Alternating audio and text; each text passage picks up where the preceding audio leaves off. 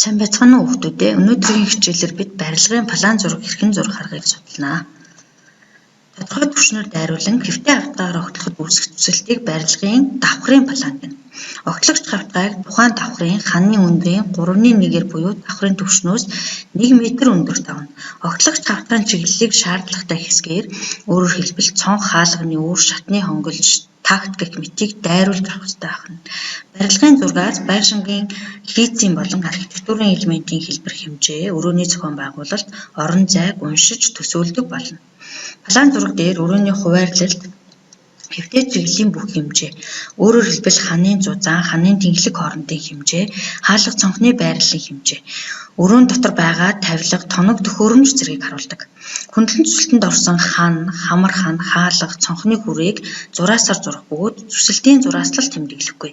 Ариун цэврийн өрөөний суул дуур, тос гуур, ханы шүгэ болон бусад тавилгын байрлалыг үзүүлдэг.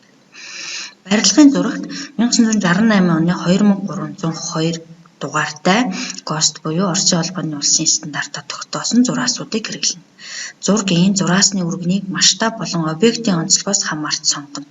Ижил масштабаар зурсан бүх дүрслэлд зураасны үргэн ижил байх ёстой. Гэвч барилгын зурагт зураасны тусгай төрлийг хэрэглэхэд зарим нэг онцлог бий. Жишээлбэл ил хүрээний шугамыг өөрөөр өргөнтэй татдаг. Огтлогч хавтгай дайрсан ханы хэсгийн хүрээг нэглээд өргөн, үл дайрсан хэсгийг нарийн шугамаар тус татна. Цаасны хүрээ үндсэн бичээс төврийн хүснэгтийн үндсэн хуваалтын шугам зэргийн өргөнийг 1.8 мм-ээр татна.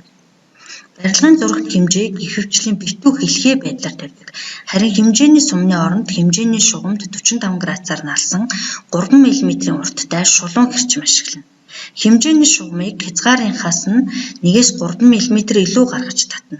Зургийн талбайд зай хүрэлцэхгүй бол хэмжээний шугамын 45 градусын налуу богино шулуун хэрчмийг цэгээр орлуулан тэмдэглэж болдог. Хэмжээний тоог хэмжээний шугамын дээр түүнээс 1 мм-ийн зайд бичнэ. Зургийн хүрээнээс анхны шугам хүртэлх зай, мөн зэрэгцээ байрласан хэмжээний шугамууд хоорондын зай 7 мм байна. Координатын тэнхэлгүүдийг цэгтээ тасалдсан зураасаар зурж, кирилл цагаан толгойн үсгийг хэрэглэж, мөн араб тонт бичлэгээр тэмдэглэж 6-аас 12 мм диаметртэй тойрогт үзүүлнэ. Зүүнээс баруун тийш тоогоор, харин доороос дээш үсгээр тэмдэглэнэ.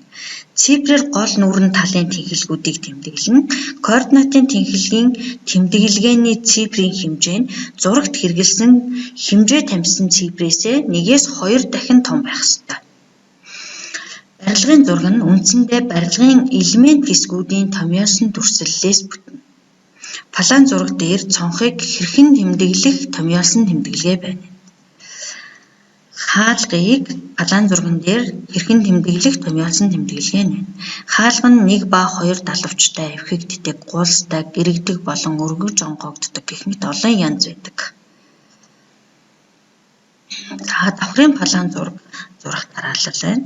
Барилгын гол фасадтай харгалзах планы талыг цаасны доод зах руу харуулна. Дагуу ба хөндлөн тэг тэнхлэгийг татна.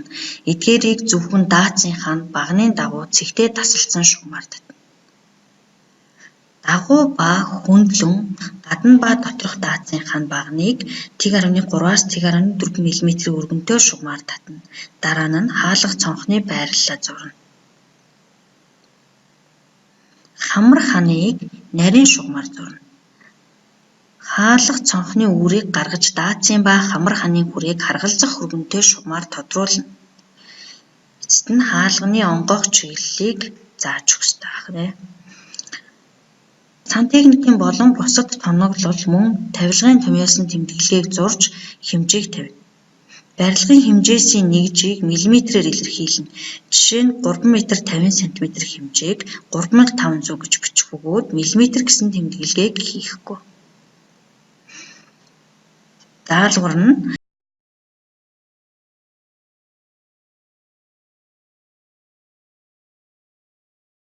анхаарлаа хандуулсанд баярлалаа.